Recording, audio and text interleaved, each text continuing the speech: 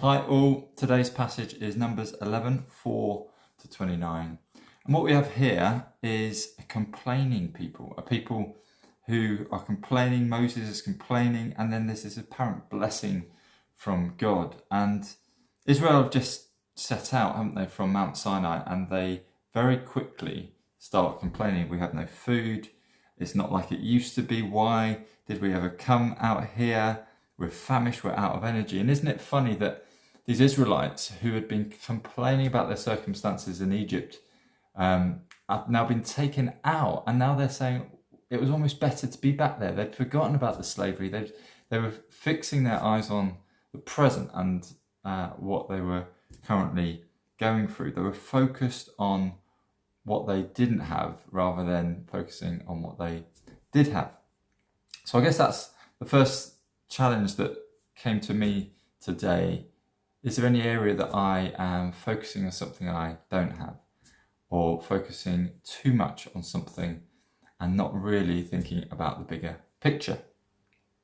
And then we read that even Moses complains, why have you put me in charge of 600,000 men? How am I to do this? It's quite almost amusing reading how his dialogue with God here. And Moses is responding. He responds to God in the way many of us would in a time of trial. He's essentially saying, God, here I am serving you. Why did you bring this upon me?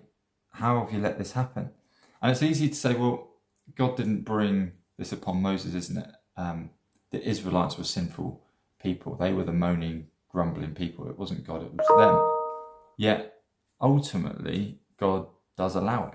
He allows this on Moses, and he allowed it for the same reason he allows, I think, any hardship in our lives. It's so that we would be compelled to trust him even more, to partner with him in overcoming those obstacles and to draw closer to him through our increased dependence on him. And it's so easy to complain, isn't it? It's so easy to complain, about the economy, about our friends, about those who have wronged us. Or we can so easily complain about the system that we're in, the government.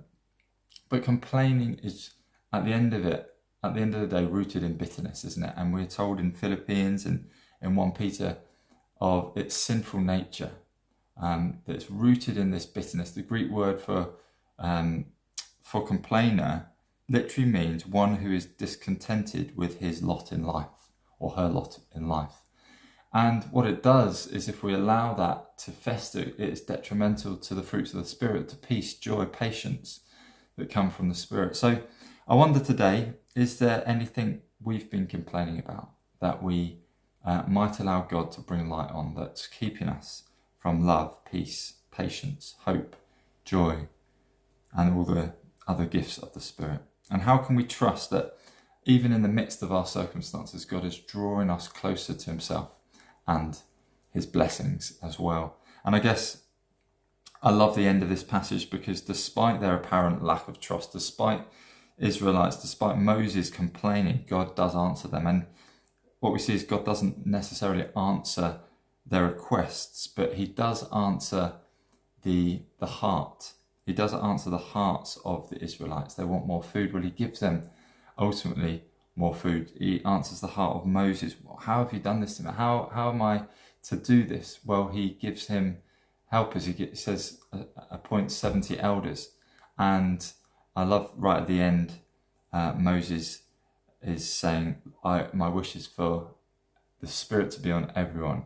He doesn't mind that this power of the Spirit has gone from him to others. There's a priesthood of all believers. There's a beginning there as well. So let's ask God to illuminate any areas where we've been complaining, I guess, and let's turn to him this morning, or whenever we're watching this, remembering and trusting in his goodness to us. Bless you all. Have a good day.